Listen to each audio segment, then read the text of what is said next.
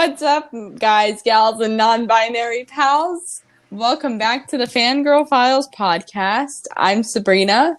I'm Madison. And today we are going into part 2 of Taylor Swift's Evermore. Yeah. But first, Happy New Year, because it's officially 2021 and we lived. And hopefully you all decided to scream Jumanji at midnight. Oh, I didn't. I did. literally looked at the clock and was like, oh, it's midnight. It's 2021. No. I was sitting on the couch with my boyfriend, and we just looked at each other and we were like, well, Jumanji didn't work. We're still here. But, Unfortunately. Well, no, not unfortunately. That sounds so bad. Well, I mean, people need to understand that this podcast contains a lot of Gen Z humor, so I guess we could say that. Oh, we're Zoomers? Oh God, don't call us that. No, I've never heard that term before, but that makes me want to cry. Literally, the community that I'm a part of says Zoomers all the time. I love that, but also I hate that, so I don't know how to feel. Oh. She's physically disgusted. I don't even know what to say to that. Well, I guess I'll say, we originally planned for this episode to be a review of Wonder Woman's 1984. Yeah, but it was garbage. Yeah, we thought it was garbage, and if you want us to talk about it, really, really bad, I guess we will another time, but our review unanimously states that it is trash, and we would prefer to pretend that it doesn't exist. What's your rating out of 10? Out of 10? Yes. I'll give it a 4. Oh, I gave it a 3. I'm giving it a 4 just because I'm being generous. I'm like, okay, they brought everyone back, and I'm not too dissatisfied, I guess, with the fact that Nicolas Cage was in. Not Nicolas Cage. What the is his name? I'm not. Can you imagine if Nicolas Cage was in Wonder Woman? I would buy that shit. I don't care how bad it is. My sister, Mackenzie, she was gonna get me Nicolas Cage body pillow for Christmas. Oh my god, I wish he did. Random tangent. I would love that. No, but the only reason it gets a 4 out of 10 was because Chris Pine stuck around. Nicholas. That's it. They are so far away from each other. They really are.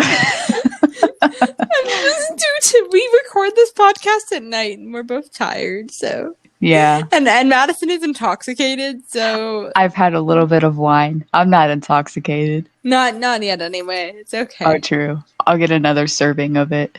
Yeah, and I'll just pop the bottle of Bailey's that's sitting on my desk, and we'll just give you a intoxicated review of Wonder Woman. Well, I was gonna say of Taylor Swift, because how else do you? Oh, just like nobody, no crime, sipping wine and gossiping. It would be fun. Yeah, but yeah, happy 2021, my friends. Hopefully, best of luck in this level of the game. Yeah. Hopefully, we see some improvements with everything that's been going on in 2020. Yeah. Let's hope we all get vaccinated by the end of 2021. Oh, yeah. Yeah. And I just think, too, even though it is a new year, just keep remembering to keep on fighting, keep on going. It doesn't make everything go away. Exactly. So keep doing what we've been doing, and hopefully one day we can be like Australia, who, I might add, are hosting full in-person sporting events, and I love that for them. So, let's hope we end up like Australia. Yeah. Anyways, Evermore Part 2. Yep. So we had audio issues last time. Yeah. Let's hope that doesn't happen again. Let's hope our Wi-Fis are both better and we're not talking over each other this time. And if it happens again, well then... It wasn't even us talking over each other. For some reason, my audio came in way earlier, and so it sounded like I was talking over you, but that wasn't the case. Yeah, that's what I meant. Oh, okay. My bad. Yeah. Yeah, no, you weren't. We were never talking over each other. Obviously, there will be times where we talk over each other because, it's a conversation. Yeah. But it was never, like, intentional that we were trying to, like, cut each other off. So Yeah. let's hope we don't have any of those issues again. Yeah, I really hope so, because I was like, well, Yeah, because we had, like, a really good review going. Yeah. And I edited it down to an hour, and I was so excited. And then, Yeah. But, hey, at least we left off at No Body, No Crime. You gave a pretty detailed story breakdown, so if you want to do that again... Yeah, I have everything written down, so... Absolutely, so... Let's dancing. go, my guy. Happy dance time. Woo.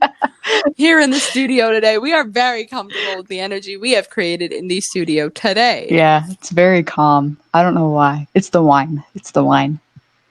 It is. All right. Truly. So Taylor Swift and Esty, who is friends with Taylor, they meet at Olive Garden every Tuesday night. And on this particular day, Esty mentions that she believes her husband is cheating because she says, that ain't my Merlot on his mount. That ain't my jewelry on our joint account.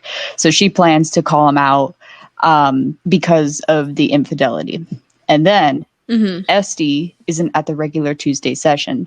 So obviously something's wrong, because when your girl doesn't show up, you know, like, you're like, oh, without a call, too. Exactly, yeah. Yeah. So Esty's husband reports her, and Taylor Swift's character walks by his house, sees that his truck has brand new tires, and that the mistress is sleeping in the bed. And so the new tires sort of signify that he likely changed them out to cover his tracks. And the fact that the other woman like moved in so quickly shows that he's not like broken up about his wife. So he likely did it. Right. So that further implicates him in the murder. And Taylor Swift suspects that he kills Esty, but she can't prove it because there isn't a body, hence no body, no crime. But I did have a question for you, though. Do you think the mistress was in on it?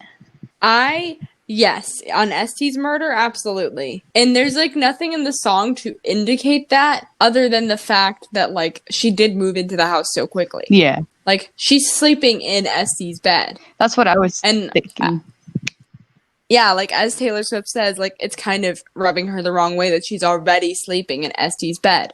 So it's like either the husband said, like, oh, I kicked her out, it's done, it's over, and this wife is asking no questions, but also all of Esty's things are in the house still, or she was in on it, or she knows he did it already, or she knows he was going to do it, and just doesn't care. So she was probably in on it if she's not really saying shit about anything. That's what I was thinking too, because usually when like someone goes missing, you kind of want to be like, oh, I need to give them space to like mourn it. You know what I mean? Right. But if the mistress knows about the wife, it's likely she doesn't care. Like, I'm not saying this is the case for every in which there is an other woman, because some other women genuinely don't know, and this is just my opinion. If you have a differing opinion, like, it's fine. If the other woman doesn't know, then you have no right to be mad at the woman. But if the other woman knows, it's likely she doesn't give a damn. So the second she heard Esty was dead, if she knew that she existed, then it's likely that she doesn't even care that she's dead. She's not even going to question it. All she cares about is that she gets the inheritance of, like, the husband. She gets him in the end, and she doesn't care what happened to Esty. Okay.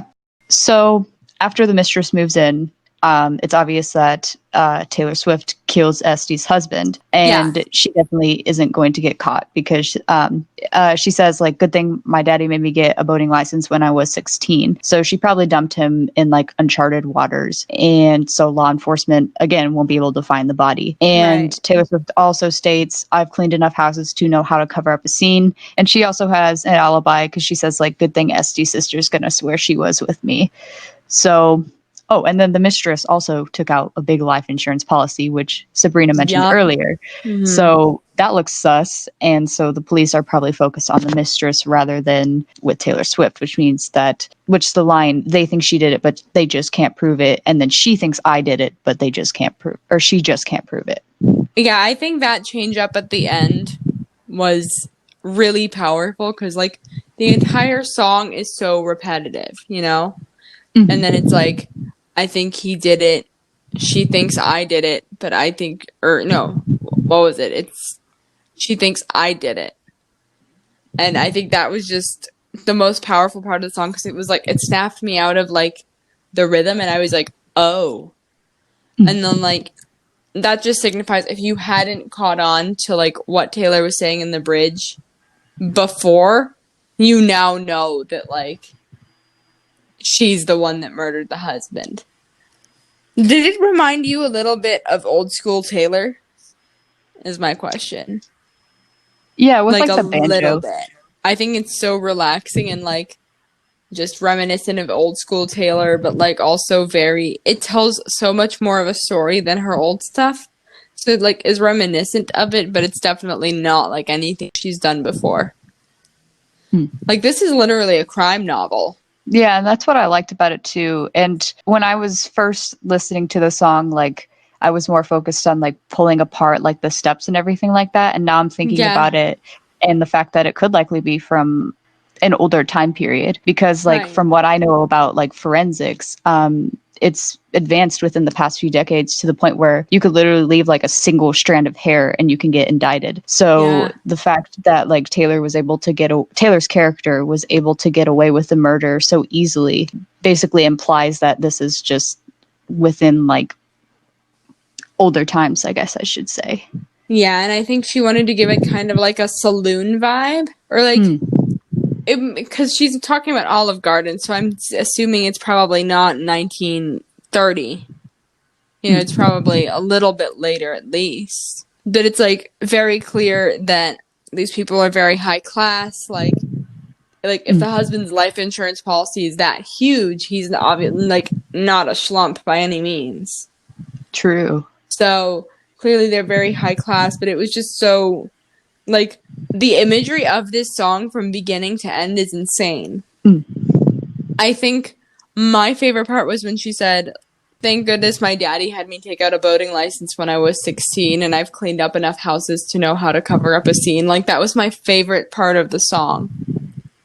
Because it was just like that imagery, like I could see it happening in my head or even at the beginning with the Olive Garden and that's what helped the song really like be impact.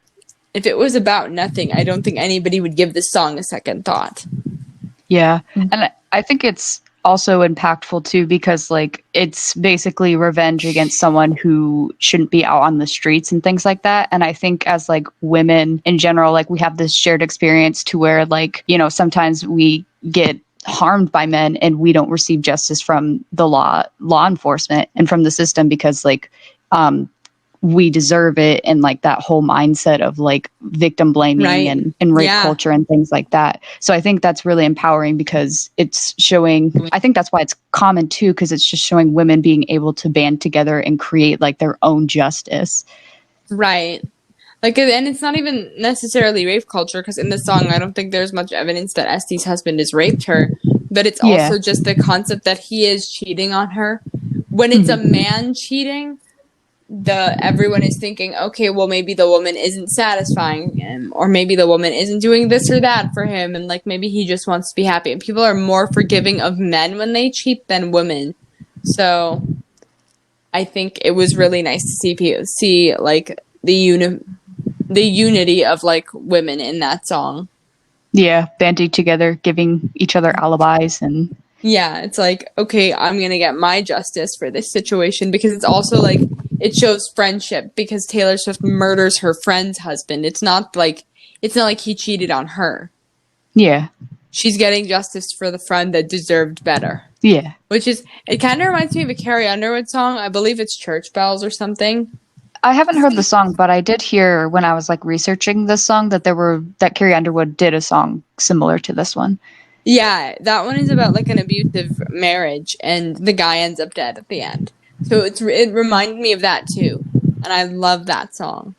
Yeah. I don't know how to like, because we touched on everything that I had to say about the song, like within this conversation. Like there's, in terms of lyrics, it is very repetitive, and it's like you have to pay attention to everything but the chorus in order to get the story. Yeah. Which was pretty cool. I did have more to say, but I don't think go ahead. I don't think it's relevant to the song anymore because I forgot Olive Garden is like not a very old establishment. So I was gonna say like let me see when Olive Garden was founded. It says that it was founded on December 13th, 1982. Oh, that kind of blows my. Well, no, because when was criminal justice? Because at some point, criminal justice was basically like a bad person is born bad, and like they had limited knowledge of like how murders actually operated and how like murderers. When was the BAU founded? Because that's this is going to be an entire history lesson. When was the BAU created? Oh, 1972. 1972. Okay, then. So I think that Wait was a minute. right after Bundy. Oh, wait a minute. And Olive Garden was founded when? 1982. 1982. Okay. I might be. Well, I'll just say it anyway. So, like, I feel like the reason why Taylor Swift was able to get away with it is because, like, there's this notion that women are supposed to be like these frail, gentle creatures. So it's like, obviously, she can't kill the dude because Right. women can't be murderers. So I feel like, and men also view women as like materialistic creatures. Like I've seen so many YouTube videos to where it's like obviously scripted, but like the men will walk up to a woman and they'll be like, "Hi, hello," and she'll be like, "Ew, get away from me!" And then suddenly he shows up in a Ferrari and like she's all over the car and things like that. And YouTube comments suggest that a lot of men agree with that assumption. So the fact that the mistress takes out that big life insurance policy sort of shows that law enforcement and then be onto her. And well, actually, it says they think she did it. Yeah. So it's like, oh yeah, oh I see what you're saying. I misheard you. I thought you were saying I thought you were saying that because of that they wouldn't suspect her. I misheard you. But no, and it also is saying that like he's buying the mistress expensive jewelry too. Like at the beginning. So it's like, and I guess I can understand where the assumption comes from because obviously people are more likely to like be interested if they know that the person they're like with is more established in life, and I get that, especially from an adult perspective, but like that's obviously not the only thing women look for, and I think that's a really common misconception. Yeah. And no, I think the BAU was founded right before, I think it was before Bundy, right before or as that was happening. But that's probably why, bringing it back to the point, law enforcement indicted the mistress instead of Taylor Swift because they were just kind of like, oh, she's materialistic, so obviously she's the killer. Right, because and like Taylor Swift definition supposedly had no motive. Yeah.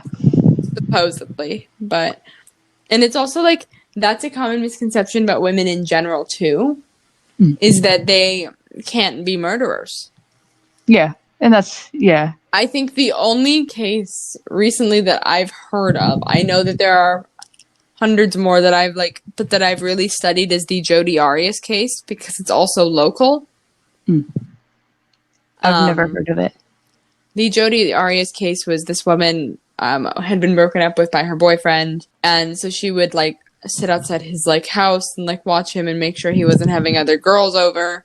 And like he told her to go away, but like she would still do it. So one day she like showed up there, but she had been watching him like all day long, and he like let her in. They had sex, and then he said, "Okay, I'm gonna shower, and like, hope please like let yourself out like when I'm done." And so she, while he was in the shower, came up behind him and like said that she was gonna do like something sexy. And she stabbed him 30 times. Oh, wow. That's pretty sexy. No, I'm kidding. So, happiness? Yeah. Okay. I was confused. I'm just looking at my notes. But, this kind of goes along with me with Tolerate It. And I have a bunch of notes on this song. I think it's the longest actually, no, I think it might be longer, but it's just a bunch of lyrics. But it goes along with Tolerate It because it's like post her breaking out of this relationship that makes her unhappy. Like the first line of the song is like, "Honey, when I'm above the trees, I see this for what it is." Which implies what we were saying with Tolerate It about having rose-colored glasses on. Because, like, when you're in the thick of a situation, you're obviously not seeing how terrible it is. And then when you finally are, like, asleep or alone with your thoughts, or you finally removed yourself from that situation, you see what it was looking back as opposed to what you saw it as when you were in it. So just from that first line, you know, like, she's trying to get out of a toxic relationship, but she's saying that she showed this person all of her hiding spots and there's nowhere left for her to go and hide her emotions, and now she has to face everything that she has been dealing with all this time and all of the parts of herself that she's lost. Because I know I talked about this in our last episode, but when you're in a toxic relationship, you tend to lose parts of yourself. Mm-hmm. And so this song is her dealing with that. And the chorus repeatedly says, there'll be happiness after you, but there was also happiness because of you. And it's acknowledging that those relationships at one point did make you happy, because you got with this person for a reason. You didn't get with someone who to you seemed like a toxic, horrible human being. You got with someone who you thought you could trust, and then they turned out to be toxic. So it's like acknowledging that this person made you happy, but like that they can't always. And there's a part in the song, I'm going to skip around a little bit, but there's a part in the song where she says, I can't make the pain go away by making you a villain.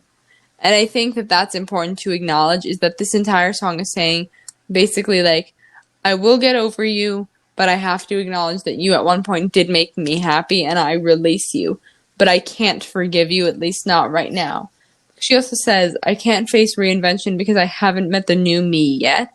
And it's just, that's something that I think so many girls deal with, and that's why I love this song.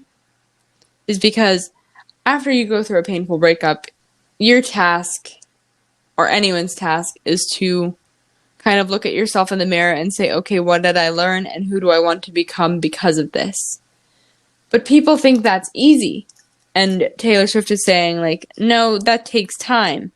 And I know you're hoping that I'm going to forgive you, but I'm not ready to. Maybe the new me will. Because it says, tell me what to give now after everything, and you want the green light of forgiveness. So she's saying that currently, because she hasn't given herself the time to grieve this person and kind of heal and find herself again, she can't forgive them, because how could she after all this pain? She says at one point that no one teaches you what to do when a good man hurts you and when you hurt him too. So there's probably been mutual pain in the relationship, because despite popular belief, in all toxic relationships comes a point where both of you are doing wrong, because when one person starts to behave in a toxic way, so does the other person. Maybe not to the same degree, but it's like you're trying to match that behavior in order to feel validated by that person. Not always on purpose, but I think this song does really well. And it's very quiet and very haunting almost, because she's just trying to process her emotions. And she says that she's haunted in the night by the look in her eyes that would have loved the person for a lifetime. Like, she's saying that had she not gotten out of this toxic situation, had she not pulled herself out or gotten pulled out, she would be stuck there forever, because you never stop loving a person, at least is what I believe. Like, no, if you really loved a person, you'll never stop loving them. You'll grow out of that love, but you'll never completely lose that feeling. So it's like getting out of that is important to acknowledge, and acknowledging that you can kind of morph and change and come into this new human being that is better than the one that was in that relationship is possible. And she says that the new her will forgive this person, but it's not going to happen yet. I think you covered everything. Yeah, there's one thing I'm trying to find the one line that I really like too. Was it the one about the pillowcase and acid rain? Yes! But now my eyes leak acid rain on the pillow where you used to lay your head. And I think before that it says, when did your smile start to look like a smirk? Yeah. So it's like she's almost poisoned by this person's audacity. And I know that might be the wrong word, but it's like this person has the audacity to make her feel less than, and it hurts her. And it just like intolerate it when she's saying, like, if I took this knife in me and removed it, believe me, I could do it. Like, and she thinks she takes the condescending jokes all in good fun. I know that's not the right words, but it's the same thing, whereas where Intolerated, like, she's understanding that, like, this person is toxic and terrible and hurtful to her, but now when she cries herself to sleep missing that person, it's almost like acid rain erasing where they used to sleep next to her. So she knows that they need to be gone. And I think the acid provides the nice imagery of toxicity, because obviously acid is not good for anyone. And I think that that's the perfect thing to exemplify, like, you were that toxic that at this point it's pouring out of me and it's going to where you used to sleep, and now you're gone. So I really, really like that. I think that's my favorite line. Thumbs up, dude. Bon appetit. Awkward thumbs I was up. like, I don't know bisexual. what else. But no, I like Happiness as a song. It's just too long. I'm sorry, Taylor, but 5.5 minutes for a song. I thought it was 7 minutes. I'm probably... It feels like 7 minutes. Like, it's a very pretty song, but it's just it's too 5 minutes. long. Yeah. Yeah, it's just too long. You feel it building and building, too. Because, I don't know, I feel like she just gets more and more powerful. And I think that's just a testament of how, like, she's reinventing herself.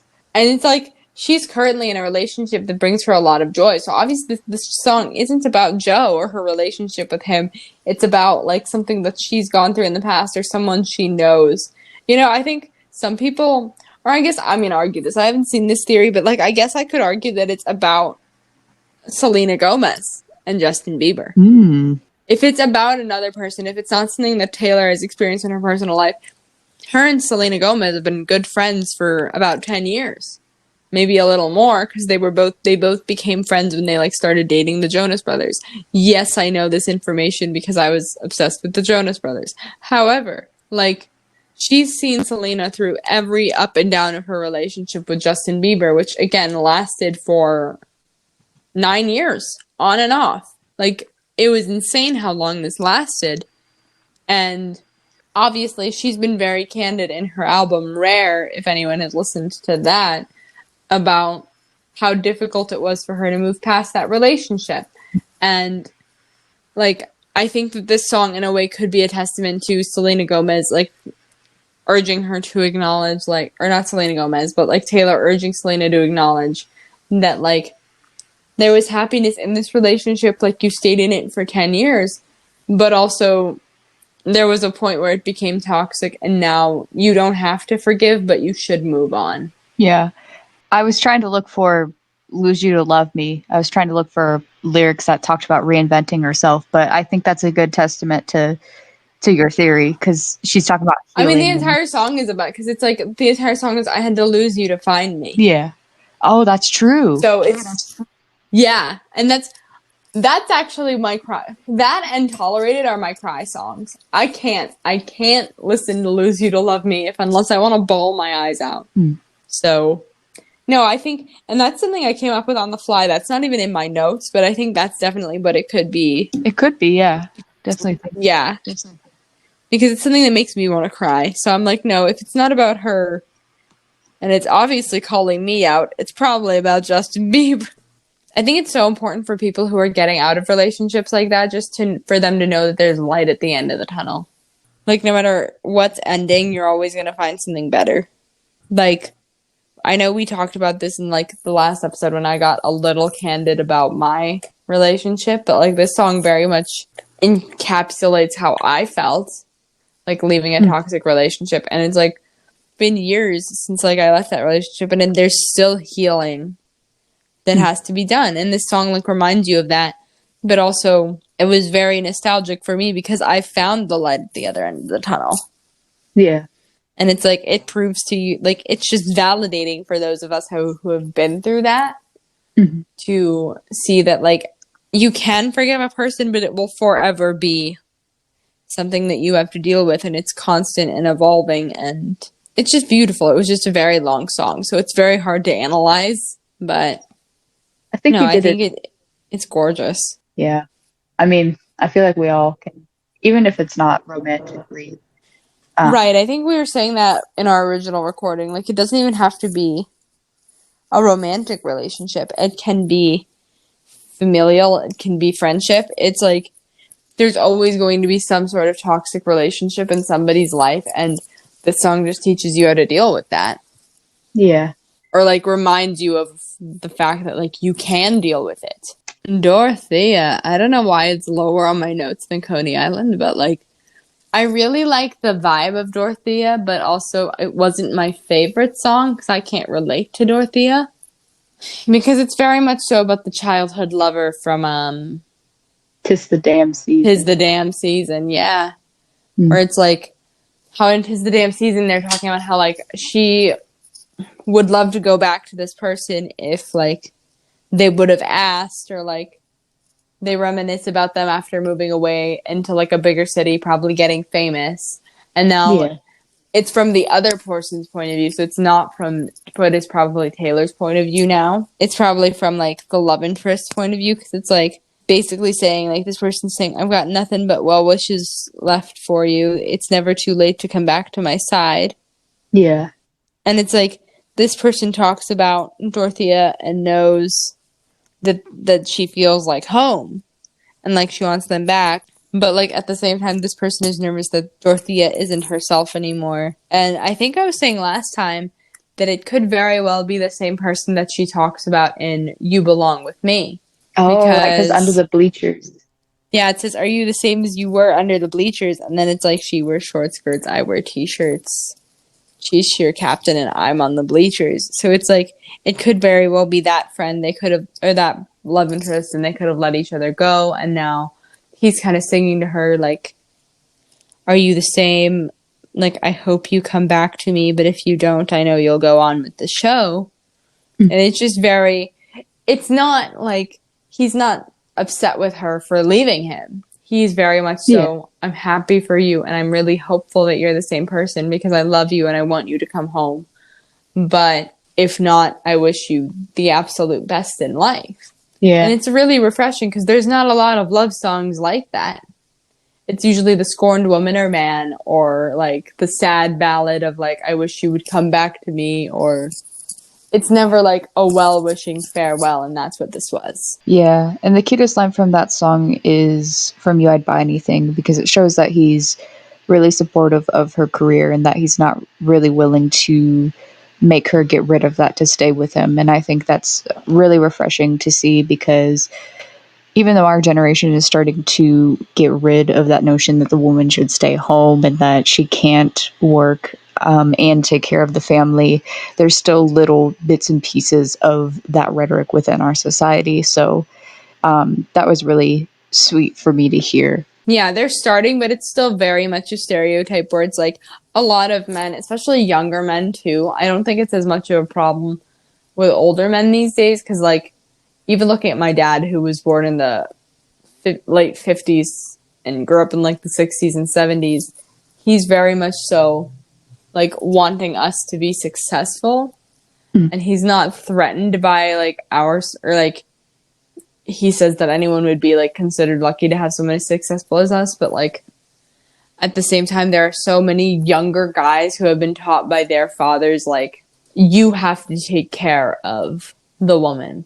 She cannot take care of you. So if any of them see something where it's like, oh, this girl is making more money than me, or she's more successful than me, or she knows better of like what she's doing with her life than I do, then they're going to run the other way. Yeah. And so I'd love that this song is the exact opposite of that, where this person is pretty clearly content with their like small town life, but they just want the best for Dorothea, and they're so proud of her, but they want her back. But it's not like they're going to do anything to make her give up her life. Yeah. Their supportive hubby. It was very refreshing, but also like I can't relate to that, because it's like it's clearly about like high school sweethearts or like past lovers, and it's like it just wasn't my vibe. I like sad Taylor a little bit more. Well, not Taylor herself being sad, but like her sadder music, I vibe with it a little bit more. Yeah, I didn't really vibe with Dorothea either, because we talked about this in the previous episode, but just the hey Dorothea, I was like, no. Yeah, I think that was part of it too. It was too chipper for me. I was like, maybe if it was like a little more toned down and quiet, because the whole album is like very kind of mellow and excluded from like Long Story Short and like Closure. I think it's a little more mellow. Yeah, definitely. So this was just really out of place for me personally. All right, should we move on to? That's Coney Island. Yeah, we both discussed this, but I originally didn't really like this song too much, and Yeah, nor did um, I. and we did say like the National's voice is a little bit It's too rich for me. It's yeah. a nice voice, but just it's so rich that it kind of rubs my eardrums the wrong way. Does that make sense? Yeah, we did say that his voice was a bit jarring just because like it starts out with Taylor's melodic and gentle voice and then his is just kind of there. And no shade to the National, I'm sure he's got some great music, but But like uh it just wasn't fitting. yeah. It But was a little it just broke me out of the music, but I think the storyline between the two was really nice. yeah, and a lot of people were saying that this was actually how Taylor Swift felt her exes should have treated her during the breakup because she references them several times throughout the song. Like she references Jake by saying with a big cake, happy birthday, which he apparently missed her birthday. And there was Jake something, Gyllenhaal, what the fuck did this man do to her?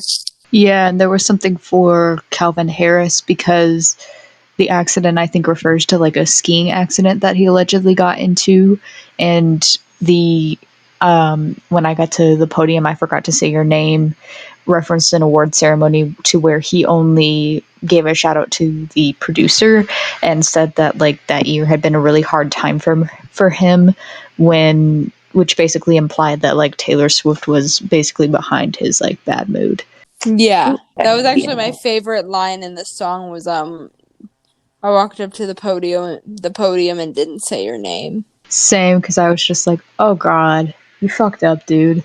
I was like the imagery. Yeah, like when she was referring to, since it came after the accident part, I just saw him being really disheveled as he gets up to the podium, kind of like a deer in the headlights. But the song is obviously about the aftermath of a breakup because you have the lines, sorry for not making you my centerfold, and sorry for not winning you an arcade ring. So these lines imply that the protagonists did not center their lives around the relationship and the person left because they felt like they weren't being prioritized. And this is further shown by the line, the question pounds my heart, what's a lifetime of achievement, to where the person who experienced the breakup, not the person who started the breakup, ended up wondering whether prioritizing their career was worth the loss of their relationship. And you can see the consequences of this relationship dying through the lines over and over, lost again with no surprises, disappointments close your eyes, and it gets colder and colder.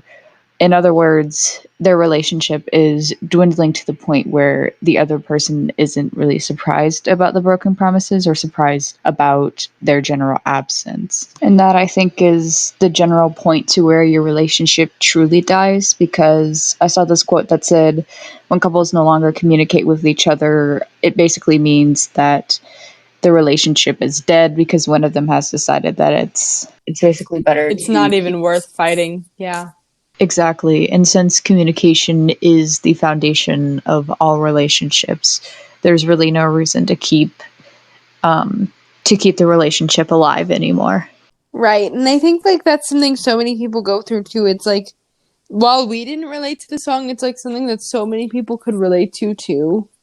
I Yeah. think is like just seeing that in their own relationship where obviously it's about a celebrity couple. I feel like especially if you know like Taylor's history with Mm. any of the people that are kind of alluded to in the song, but it's Yeah. like you can apply that to your own life where it's like wow, I felt jaded by these people or like underappreciated, and I think the fact that she was able to write from both perspectives was really probably helpful. It probably provided a lot of people with a lot of closure. Yeah. Because it's like, whether you know it or not, I'm sure like the people that you break up with are regretful in some form of how they've treated you, at least eventually. I think it's the sorry for not making you my centerfold might actually be my favorite line. I actually liked the line about the arcade ring because it's saying, like, no matter the value of that love, even though the arcade ring might not be as fancy as like a regular one, they were still sorry that they didn't really put in that effort that they should have. Right, like you should have put it, like I should have put in more. Yeah. And it's good that the character, like in that song, acknowledges that too. I think it's admirable that she had that feeling shown. Yeah, I agree with you. Let's we can go ahead and move on to Ivy. So, I think Ivy is about someone with two love interests, and she's kind of stuck in a relationship with one and grieving the other, and like grieving the possibility of what could have been between them. Yeah. Because she says she's grieving for the living, and that this person keeps putting roots in her dreamland, and now she's covered in them, basically, because Ivy is growing from those roots. And it's almost like she's entrapped by this person, and she doesn't know how to deal with it, essentially. Like, she wants to like run away with them, and sorry, I didn't take a lot of notes on this, so I'm trying to think of like how to phrase this. I have like phrases written down. You good. And it says like he wants what's only yours. So it's like very clear that like she's with someone else, or there's someone else who's looking to be with her. And it's like, but she feels as if she belongs to someone else. And yeah, she says like they live and die for the moments that we begged for. It's definitely about infidelity, because the woman is in a relationship with or her fiance. It may not even be like a physical infidelity either. It could very well be like emotional infidelity. Yeah, where like she's met this person and feels. You know what I think of it as? I think of it almost as like a Romeo and Juliet type of thing because of Ivy. And it's like, you know, the ivy on Juliet's wall, almost, like the balcony. And it's thinking, like, you're supposed to be with another person, but, like, I only want you. And I think there's a line that says, I wish to know the fatal flaw that makes you long to be magnificently cursed. So I think that means, like, this person is pursuing her and is in love with her despite knowing that she has somebody else and she's probably not going to end up with them, and is, like, longing for them anyway. And she would basically die to be with this person. But obviously, like, the stars aren't aligning for that. And she just kind of wants out of it so that she can make a decision. It's a struggle between commitment to one person, but feeling... loving another. Again, the emotional... Again, as you said, like, the emotional infidelity. Right, and this could be... Because she says that folklore and Evermore are a collection of stories. So it's like... It could very well be, like, a fictional story that she wants to retell. And is like, well, okay, this person is committed to one person, but is in love with another, and there are fatal consequences for that. I thought it was beautiful. And it seems like the guy, too, is, like, she gives him an ultimatum, to where she says, so tell me to run, or dare to sit and watch what will become, and drink my husband's wine. So that basically implies that her paramour has been invited to the wedding, so he might essentially know the husband. It could even be like, I mean, if you're saying that it's close to the husband, it could even be like a brother, if you're that close. Or a groomsman. Yeah, that's what I'm saying. Like, the husband's brother is usually like a groomsman. I don't know where I'm getting brother, but I just have a weird feeling about it. I didn't have a lot to say about it because I was like, it took me a few listens to analyze what the heck she was talking about. Yeah, same. I wasn't sure. So it's like, I'm not sure how to articulate it, but like, I thought originally it was about a dead person because she kept saying grieving for the living and like live and die for the moments that we begged for, and I thought that she was mourning this person who had already passed and she was betrothed to someone else, but she just wants out because she's dreaming of this person and kind of like she's with them in all of her dreams and she just wants to be happy, but she's stuck on Earth with this person and like love of her life is essentially watching her from a distance. It could be, but I think what sort of you would have to explain is the line of, so tell me to run or dare to sit and watch what will become and drink my husband's wine, which implies that he's still there. But I think that's all we wanted to say about Ivy. Yeah, there wasn't much I had about Ivy because it was, again, like a longer song, so I like tuned out of it a little bit as opposed to like Long Story Short, which I'm excited to get to, but I know you have a very deep gay cowboy analysis for Cowboy Like Me, which I'm Yes, so and I was excited to gonna hear for a second time. I'm so excited. I've fleshed it out more, but I was going to mention how people were saying that Ivy could be a lesbian relationship to where the protagonist falls in love with another woman, but they feel conflicted because they're quote unquote supposed to marry a man. I could see that. Yeah. And Ivy could be a name. Yeah. Ooh, it could be like she could be using it as a metaphor to cover up a name. A double meaning, yeah. Yeah. That would actually be really cool if you did Ivy and then not Margaery and then Cowboy Like Me. And then there's like a reason that they're back to back.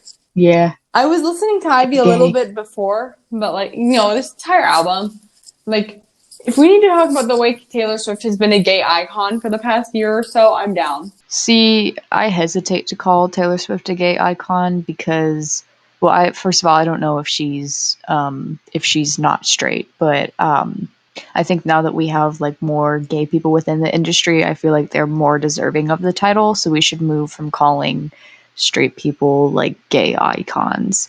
Yes. There's a guy who I would love to call a gay icon and I can't remember his name. So like I'm not gonna go into that, but I can't remember. There was a guy I saw on not Andy Cohen. Fuck Andy Cohen. Not a gay icon.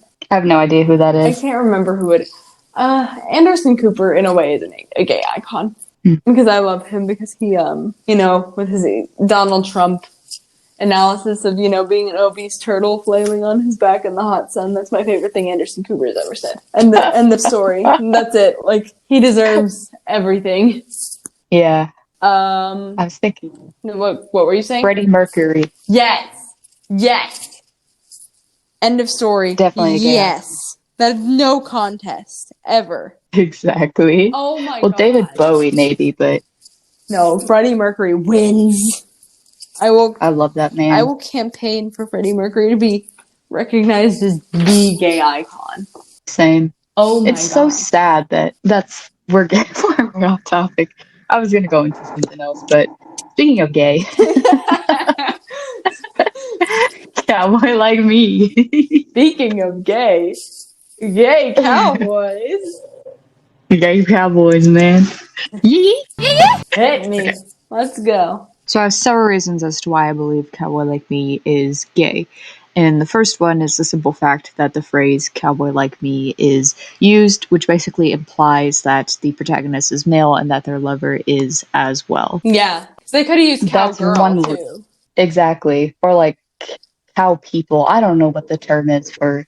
Well, it's like if you're going off of like the old principle of like when cowboys were a huge thing, then like technically back then they would only use the two. So it's like if that's what they're alluding to, like if they're alluding to literal cowboys, then like well then cowboy, cowgirl, cow people, but like they're using cowboy. Exactly. And my other reason is that there are several other context clues as well that point towards this conclusion.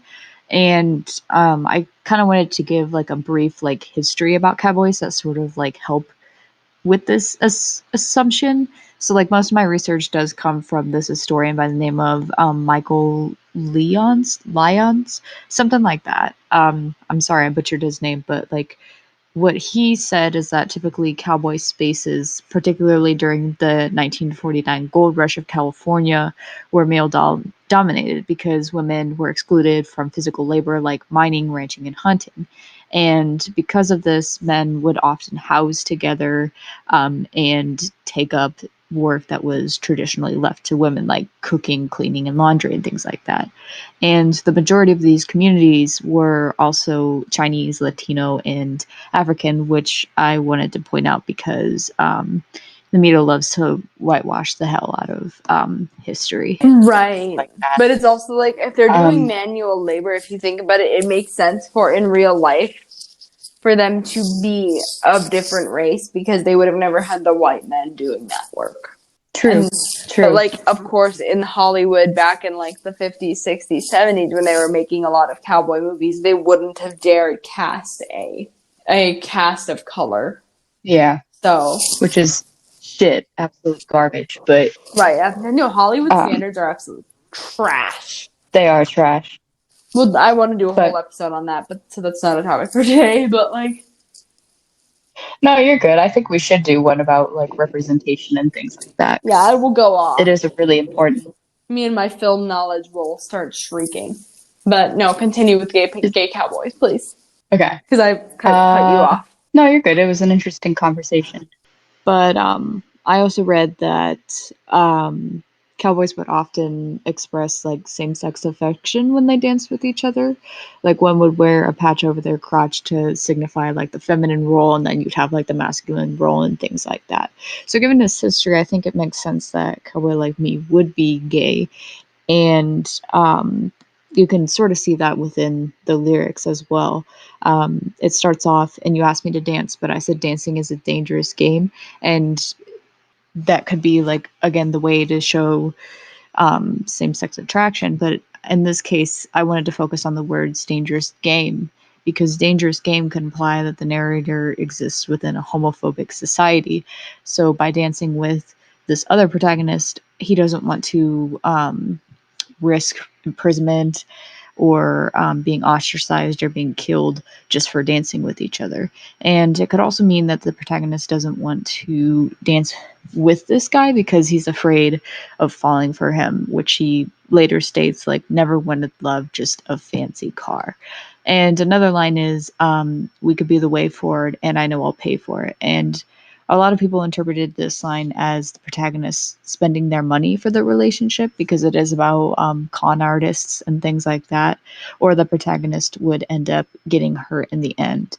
And I don't really believe that that's the case because the narrator states, with your boots beneath my bed, forever is the sweetest con. So obviously they're going to spend the rest of their lives together until they die. So forever is the sweetest con means that even though they claim that they're going to be together forever, forever is still a con because, you know, they're going to end up dying and everything like that. But because I don't believe that that line is referring to like the end of their relationship, I believe it's talking about how same-sex couples would start to be normalized. And that's kind of what Way Forward is referring to, is that it's going past the homophobia of that society to sort of show like there's nothing unnatural or sinful about their relationship. Whereas pay for it in this context would mean that the protagonist is willing to defend his relationship against homophobia, even if it means that he's going to face punishment for it. And then you have the line, now you hang from my lips like the gardens of Babylon. And I didn't understand what this line meant when I initially was reading through it. So I'm going to take this annotation from Genius because I think it describes it pretty well. And it says, following the conquering of prominent Middle Eastern land, the king at the time crafted the wonder of Babylon mainly as a way to please his beloved wife who missed the greenery and the landscapes of her homeland. The city boasted prominent architectural feats in a lavish environment in which artists, gardeners, and other citizens could thrive. Taylor's specific allusion to the Hanging Gardens conjures an image of a lush yet fragile and uncertain romance, as the Hanging Gardens not only no longer exist, but often are claimed to have never previously existed in the first place. And it could mean that their relationship is uncertain, but again, we do know that they end up together because of the line "with your boots beneath my bed, forever is the sweetest con." So to me, the line could refer to the fact that it's same-sex erasure, which is basically where, like, the teachings of history completely ignore queer relationships in order to fit the heteronormative narrative, essentially. And for, as we discussed, for cowboys in particular, you can see that in the way that TV portrays them. They're often like hyper masculine white characters that frequent brothels, have their own lady lovers, and refuse to live outside of a traditional standpoint. So in either case, the Gardens of Babylon sort of make that allusion to the fact that their relationship could end up getting erased, but the protagonist still thinks of it as like beautiful, and still thinks of it as this like lush and growing love. And of course, there are different ways to interpret this song, but because that eraser exists within history, I thought it would have been much more meaningful to me to reclaim the history of cowboys from that heteronormative narrative, essentially, and whitewashed narrative as well. I mean, I think you have me convinced that it's about gay cowboys. Because, like, Gay cowboys. I think that just the history behind it that you're saying, like I said, I didn't listen to this song very much because I just didn't vibe with the beginning. Like, just the opening of it, I was like, I don't feel the need to listen to this. I was just like, I'm not, like, well-versed in cowboy like me, but just the history that you're explaining behind it, it does make sense because, like, again, these are tales that, like, she has come up with or has heard or has read somewhere that she's trying to tell through song. So I think it's very likely that she's seen this research, or like that she's done this research, or somebody has done this research in her life and she wants to tell that story. So I think that's really likely that, like, I think so too. she wants to shed light on it, especially, like, I know it's unrelated, but after she released Me with Brendan Urie, or like, you need to calm, no, not Me, sorry, You Need to Calm Down, when she did You Need to Calm Down, like, to be inclusive of the LGBTQ community. I think after that, like, I think she's just trying to find more ways to be inclusive. Because I remember some people saying that Betty might have been about a lesbian relationship, or like an affair, like a lesbian affair. And I don't know how much stock I put into that because I haven't researched it. But I think it's definitely possible. So I think she's trying to be more inclusive in her music. So it's definitely possible that it's about gay cowboys. But didn't she say that Betty was about James, and from James's point of view? Yes, but I think it was alluded to. Not that I think Betty, like, as a character, was bisexual, is what people were saying. Oh, yes, okay. Not the song, but like the character of Betty. Because I forget what other song it is on Folklore. But I think Cardigan is one. Yeah, that song's from Betty's perspective. And then I think the other one was either Illicit Affairs or another one. Oh, I think you have the floor, because I think I've done with Cowboy Like Me. Okay, I've been standing up this whole time, like, pacing, just because I've been sitting for a while, so I'm gonna sit down for this. This song, like, long story short, was very upbeat and happy for me. Like, she is talking about trauma. She's still very much so talking about, like, the trauma she went through with some guy. But, like, also finding another one afterwards. Like, finding new love. And I think this song is very much so about Joe. And I think we talked about this, like, last time. And I'm going to go off into a whole tangent about how I relate. Because, like, I talked about a toxic relationship. Now I'm going to talk about a good one. So I think it's only fair. But first of all, I think it's very much so about Joe, because, like, she's saying she fell from the pedestal right down the rabbit hole, and it's like, I think she feels like certain relationships in her past almost idolized her and then knocked her down, and were making her feel like, oh, I was supposed to be happy, but now I'm, like, floundering in the wind, and long story short, it was the wrong guy. And then, fuck, I almost dropped my phone. But, now I'm all about you. And she's just, like, talking about how happy she is to have met this person. And I think this is like the aftermath of like Tolerate It and Happiness, and like she's finally found herself and she's thriving and doing well. Because like she's saying like I'm all about you, and like it says basically if somebody comes at us, I'm ready. Like she says, no more score, I just keep you warm. Like she's saying essentially she kept score in her other relationships. Like, oh, you wanted this thing, so now I'm gonna go do this thing, and maybe that'll outdo you, which isn't how a relationship is supposed to be. So she's saying like this relationship, which is probably her one with Joe, is probably making her feel the best and most secure. And I love that. Like it was the most upbeat and happy thing. Like just it's the one song on the album that makes you want to like turn it on in the morning and like dance around if you're into that. Like she says she always feels like she must look better in the rear view because they're missing her like a gate that they must have held the key to. So it's like pretty obvious that currently the people that she was previously with want her back, or like are looking at her and being like, wow, this person's thriving and I love them. And then there's like she has Joe and she's good now. And it's like, I love this song because it's so upbeat and happy, but also because like I've personally experienced that before. It's like you always look better in the rear view to the people who don't give a rat's ass about you at all. And so I think that's like a slap in the face again for so many people who are listening to this album and who are like, wow, I'm dealing with the same goddamn thing. But then I found this other person who makes me feel good about myself and happy, and like I don't have to compete. And like, not to get super mushy, but that's the best feeling in the world, is like finding someone who makes the tolerated guy look like a piece of garbage. And like, you know what I mean? Like just the fact where it's like, and she's saying like, I'm all about you, but it's not in an unhealthy way. And that's such a great feeling to feel, is like, you're all about this person, as in you're all about making them happy, and you're like, they're the only person that matters to you.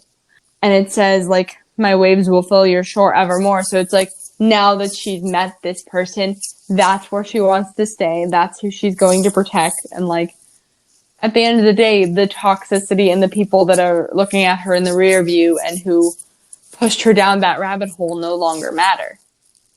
Because she's got this person and she's happy and content. And it's like, it exhibits almost more so than Evermore for me, and also almost more so than Closure, like, which I'll get to. It exhibits for me moving on more than any other track on the album, because it's like that celebratory phase of moving on, where it's like, truly, like, from experience, that phase never ends.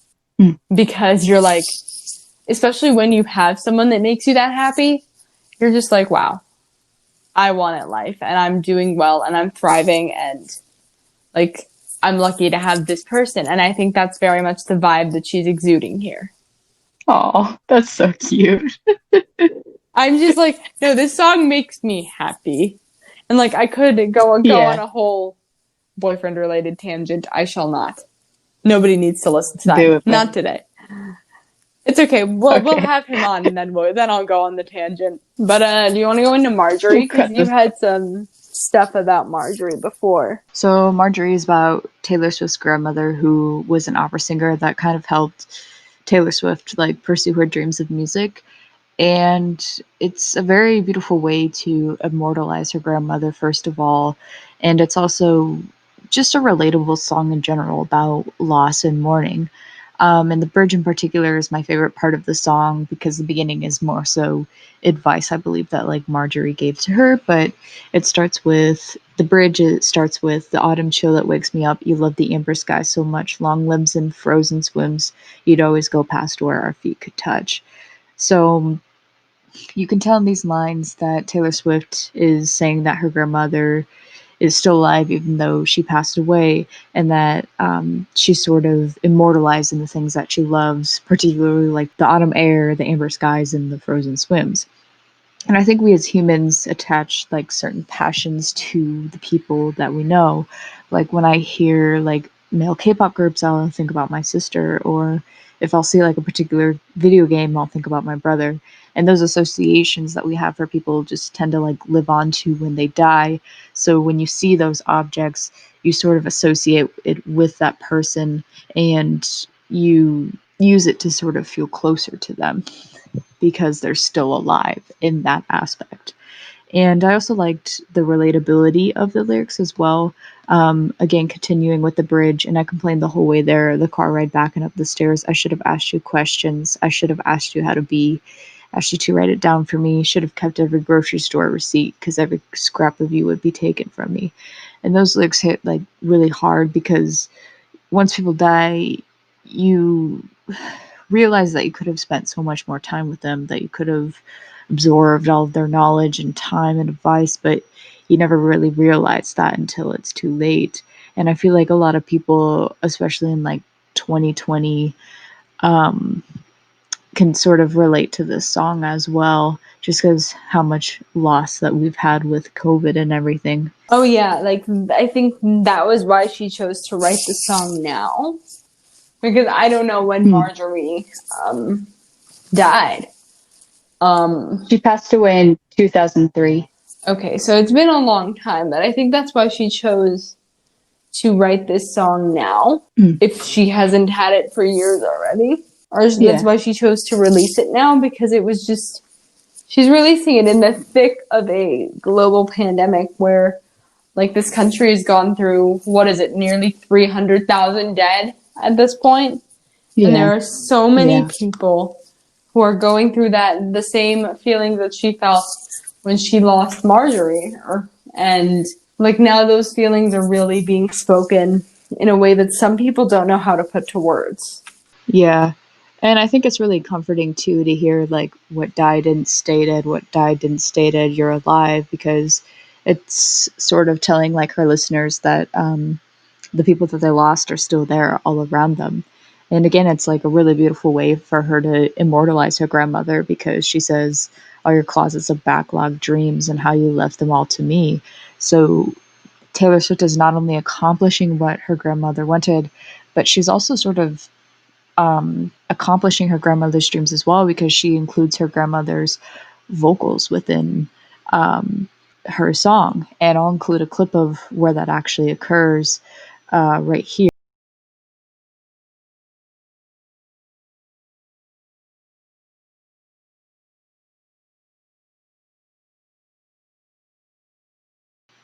It's almost like Margaery is able to achieve her dreams by being included in a popular track, and so it seems almost like it's like a satisfying ending to the saga of her life.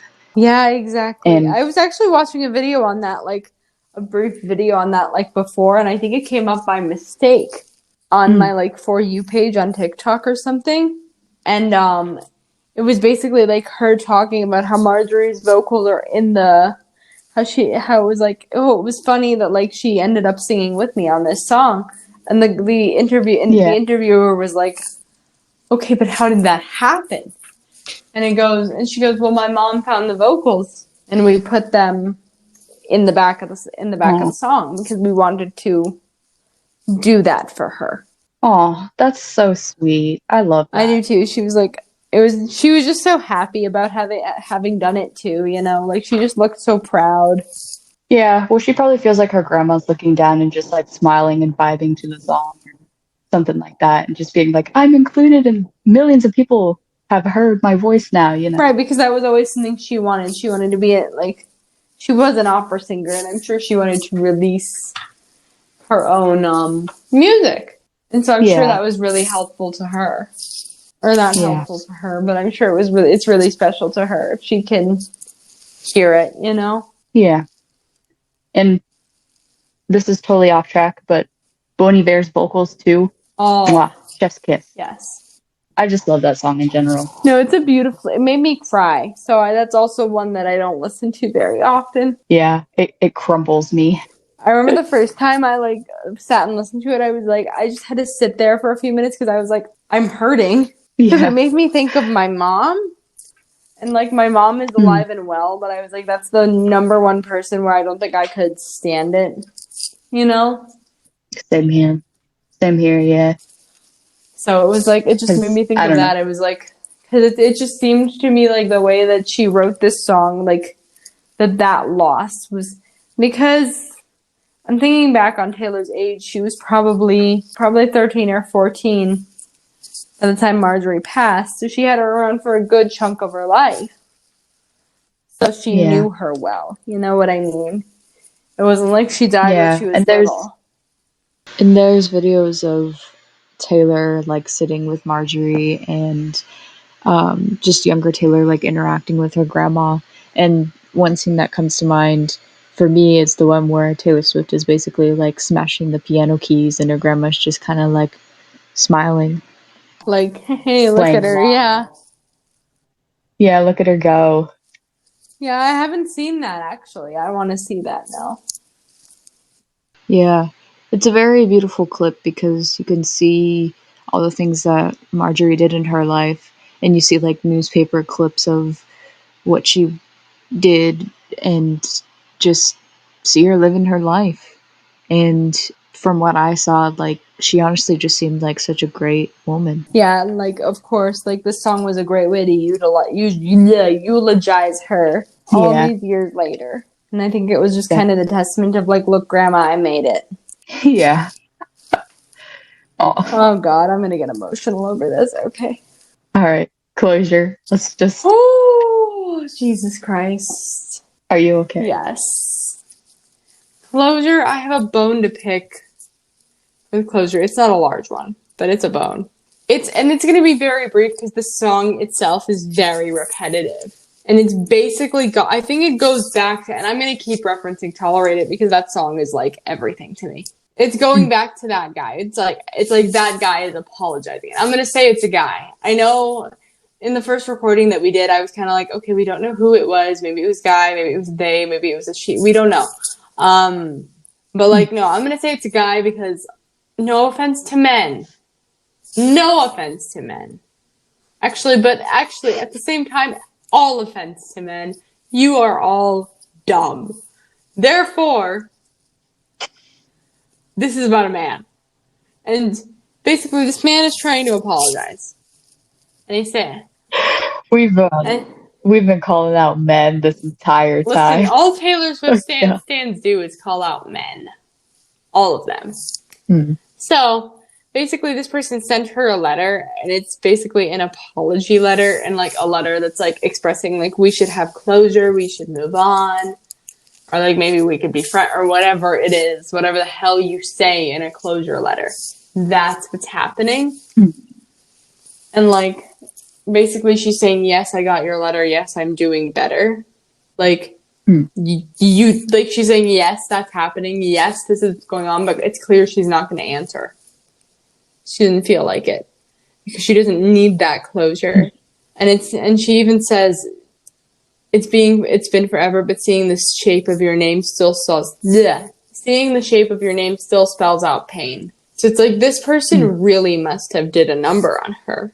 And so it's just basically her saying that she's closing out a chapter and choosing the happiness in her life. And it's I feel like it's meant to be sad because obviously closure can be a very difficult thing for some people.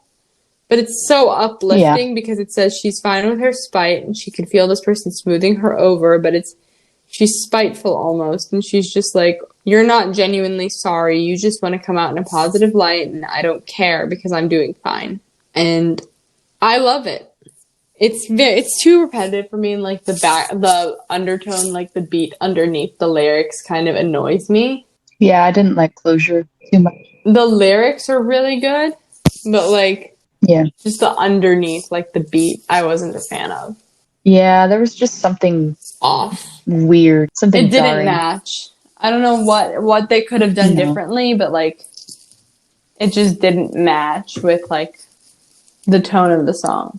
Yeah, I liked the pacing, but like I don't know what they could have done differently with the beat. I liked it better than Evermore just because Taylor and duets, I know I've mentioned this before, bothers me, so I did like it better than Evermore. No! Taylor, and it's nothing against Bon Iver, like he has a lovely voice. Yeah. And it's nothing like the National. Like, I actually want to listen to Bon Iver, but it's like, I love that man. if I have to pick Closure or Evermore, I'm gonna pick Closure because, like, it's again a more relatable thing to me. Yeah, I get that. It's a matter of relatability for me. But no, there's like not much to say about it because it's the same lyrics. It's like basically saying like, you put me through so much pain and now I'm done with you and I feel so much better about it. Do you want to have the floor for Evermore? Sure. So, Evermore is the epitome of healing from a relationship. And to sort of understand it, you have to dive into the lyrics mostly and analyze them because it goes from point A to point B really smoothly. So verse 1 starts with the lines, Grey November, I've been down since July. Motion capture put me in a bad light. I replay my footsteps on each stepping stone, trying to find the one where I went wrong. So in this case, the protagonist has been down for about 5 months, and through this extended metaphor film, you see her like replaying the relationship to try to figure out where, how, and why the relationship ended as it did. And honestly, that's really relatable to me because I haven't ended a romantic relationship before, but I've had long term friendships that ended terribly. And so at the beginning of that loss, you're just at the stage where you're trying to figure out like what happened to get it to be like that. Yeah, or like what was the And last thing I did that like set this yeah, person off? and then you have the lines writing letters addressed to the fire. So you're trying to reach out to this person to establish contact, but you never do because you know nothing will come out of it. And that, according to the song and according to my experiences, sort of leaves you in a lot of pain. And you have the line that says, I had a feeling so peculiar that this pain would be forevermore. So you think that like you're not going to be able to get out of this pain because they were really meaningful to you. And so the protagonist continues to speak in this extended metaphor of film, which I love it when I guess poets in general do that when they continue to expand upon their metaphors. But she says, "Hey December, guess I'm feeling unmoored. Can't remember what I used to fight for. I rewind the tape, but all it does is pause on the very moment all was lost, sending signals to be double crossed." So in this verse, it's been a month and she's starting to lose touch with reality. And I think the line, particularly unmoored and can't remember what I used to fight for, is referencing the fact to where when you're in a relationship, you kind of develop your intended identity around that person and around the relationship in general. So when that person leaves you, you almost feel like you've lost your purpose along with the relationship itself. And you also have the metaphor, as I mentioned, that says, I rewind the tape, but all it does is pause on the very moment all was lost. So you figured out what went wrong and you're just like fixated on it so much so that you can't rewind that tape and you can't go back to the earlier memories and sort of remember the happier bits of it. You're just stuck on thinking about how it ended and things like that. And then you have sending signals to be double crossed, which, from my interpretation, I see it as you're checking up on that person or you're trying to reach out to that person, whether it's through like mutual friends or social media, and you don't like the response that you see. So maybe, you know, you see that they've moved on and that they're no longer in pain, and you're just kind of like, why are you healing and I'm still feeling this way? And after the second verse, you get to the chorus where you have that really sexy tone switch from Taylor to Justin. And Justin basically repeats everything that Taylor Swift has already described, but he again provides this metaphor of a ship. He says, like, whether be the frost or the violence of the dog days, I'm on waves being tossed. Is there a line that I could just go cross? So again, he's trying to reach out and he's trying to compromise, but he's in that same position to where he feels like he can't. Yeah, like he can't this reach out or he verse, can't like fix anything. It's just done. yeah, this verse that Justin has repeats in contrast with Taylor's to where they're shipwrecked. So they're both at like the peak of their pain, and both of them are in like this disjointed version of communication because neither of them are singing together, like Taylor singing first and then Justin's following her with each line. And it's likely because it's likely to represent the fact that they're not reaching out to each other and that they're not like communicating their feelings, but eventually they sing the last bit of the chorus together, which includes the line, "And I couldn't be sure, I had a feeling so peculiar this pain wouldn't be forevermore." So they're both finally on the same page, and they've both finally healed and moved on from this loss. And no, I would agree with that. Bon Iver, Yeah. he showed up on both albums. He really did. "I'm going to give you my entire range by giving you the lower vocals on Exile and the higher ones because on it's clearly the same as like it's clearly like a follow-up to Exile. Yeah. It's like clearly like goes from the initial breakup in Exile to like their healing process in Evermore. Yeah. Anger to sadness to healing. Right. Because Exile was very like sort of angry and bitter. Exile was very much like probably happening right before the breakup or like right after the break or not before the breakup, but like right like as it was happening. Whereas Exile is like probably like okay, Exile is probably like in July and Evermore picks up in November. Yeah. I acknowledged that like it was good for them to have both sides, just like in Coney Island, both sides of the breakup, both sides of the healing process, because a lot of the time when you're healing from like losing a person, no matter who it is, you think that they're fine while you're suffering. Yeah. And that's obviously not the case. Like it's a loss for this person too. Yeah, and it doesn't even matter who ended it. Yeah, like it's a loss for both people. Yeah. So I think it did a really good job of mastering that and like both of their narratives and like how they see it like almost the same way, but they're both just wondering like, how do I fix it or can I even? And then as you say, at a certain point it just stops and they're like, well, it happened, and they're kind of festering in the wound of it. And then they finally realize that, oh, there can be healing from this. Yeah, and it's very much so. It gives me like happiness vibes because the theme was pretty similar to happiness of bringing out the new me. Like you haven't seen the new me yet. If you think about it, like those two could be very connected. They could, and one of them could have happened like before or after, or maybe they're both like feelings of healing. Because happiness is kind of almost angry. Happiness is like the realization that you need to heal. Whereas Evermore is the healing process. Yeah, as you said, festering. Yeah, for sure. No, there was definitely a lot of festering in Evermore. And then there's Long Story Short, where you're like, I've healed and I'm in a new relationship. Yeah, it's like I think that the whole Evermore album details a whole relationship, but like at different stages. And it's not chronological. And it's different personalities, and it too. Could be dealing with several relationships, like almost like a storybook, but like they all have the same theme. Yeah.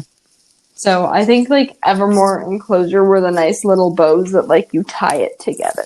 Yeah, I love that they ended with Evermore. It's interesting. It's interesting because Folklore ends with Hoax as its closing album, like its closing song.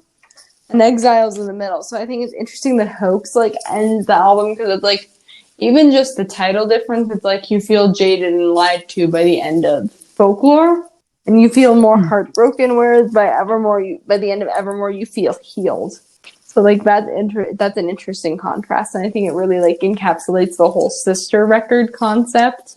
Because it's like because one's leading to the other. And one is closing out them both. So that's something I liked too. Okay. Yes, we should probably end this here. It's midnight almost for me. Yeah. So I hope you guys enjoyed our analysis. We will catch you next week. So, yeah. If you had different interpretations, go ahead and send us a DM. Send us a DM to at Fangirl Files or follow on Instagram. Us at Sabrina Canoon or Wolf Silhouette. So with that, get the fuck out. Leave. Go now. Bye, bitch. I love Megan Thee Stallion. I would die for her. No, of course. Megan Thee Stallion is a queen. She's got some balls. She does. She's my version of empowerment. Just like the I know that fierce this is like confidence. one of her more popular ones, but Girls in the Hood.